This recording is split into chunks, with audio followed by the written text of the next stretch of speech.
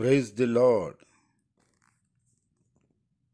ఈరోజు మీ కొరకు దేవుని వాగ్దానం.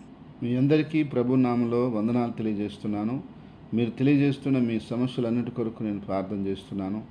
తప్పకుండా దేవుడు మిమ్మల్ని దీవించి ఆశీర్వదిస్తాడు. ఈ యొక్క సందేశం మీకు ఆశీర్వాదకరంగా ఉన్నట్లయితే లైక్ చేయండి, కామెంట్ చేయండి, షేర్ చేయండి. ఈ ఛానల్ని సబ్స్క్రైబ్ చేసుకోండి. ఈరోజు వాగ్దానమును చదువుకుందాం. కీర్తన గ్రంథము 112వ అధ్యాయము 1వ వచనం. యెహోవా యందు భయభక్తులు గలవాడు, ఆయన ఆజ్ఞను బట్టి అధికంగా ఆనందించువాడు ధన్యుడు. ప్రియ దేవుని బిడ్డలారా, దేవుడు ఇక్కడ అద్భుతమైనటువంటి వాగ్దానాన్ని మన కొరకు అనుగ్రహిస్తున్నాడు. అదేమిటంటే, యెహోవా యందు భయభక్తులు గలవాడు, ఆయన ఆజ్ఞను బట్టి అధికంగా ఆనందించేవాడు ధన్యుడు అంటున్నాడు. ఈ భూమి మీద అతని సంతతి వారు బలవంతులుగా ఉంటారని, యథార్థవంతుల వంశం వారు దీవించబడతారని, కలిమి సంపద వారి ఇంట్లో ఉంటుందని, చీకటిలో వారికి వెలుగుబడుతుందని, వారు అన్ని విధాలుగా ఆస్వాదించబడతారని కింద వచనాల్లో దేవుడి యొక్క వాక్యం సెలవిస్తూ ఉంది. అవును ప్రియ సహోదరి సహోదరులారా, మనం కానీ దేవుని యందు భయభక్తులు కలిగి ఉండి ఆయన ఆజ్ఞను బట్టి ఆనందించేవారుగా మనం ఉండంటే ఖచ్చితంగా దేవుడు మన యొక్క జీవితాలను ఎంతో ఆశీర్వాదకరంగా మారుస్తాడు. మన సంతానాన్ని ఎంతో బలవంతులుగా చేస్తాడు. మన వంశము దీవించబడుతుంది, మన ఇల్లు దీవించబడుతుంది, కలిమి సంపద మనకు దేవుని కృప ద్వారా అనుగ్రహించబడుతుంది. అన్ని విధాలుగా దేవుడు మనకు మేలు చేస్తాడు.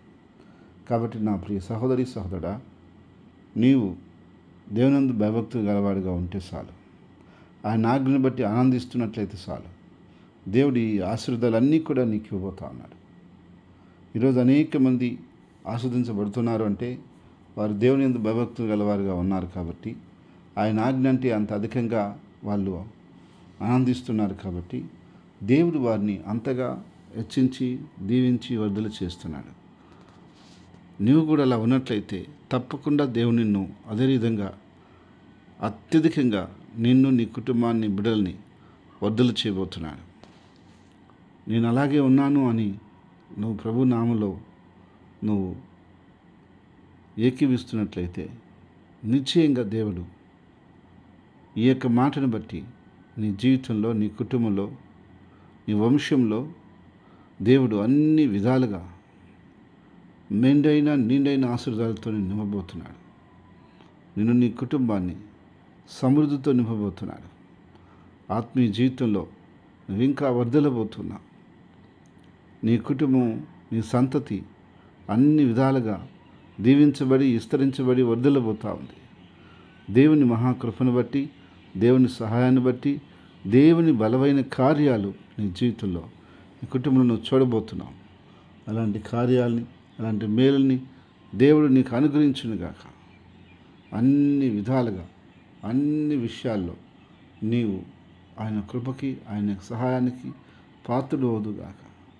నీ మీద, నీ కుటుంబం మీదను ఆయన వెలుగు ప్రకాశించి వర్ధులను కాక, నీకు చీకటిలో కూడా ఎలుగుబుట్టును కాక.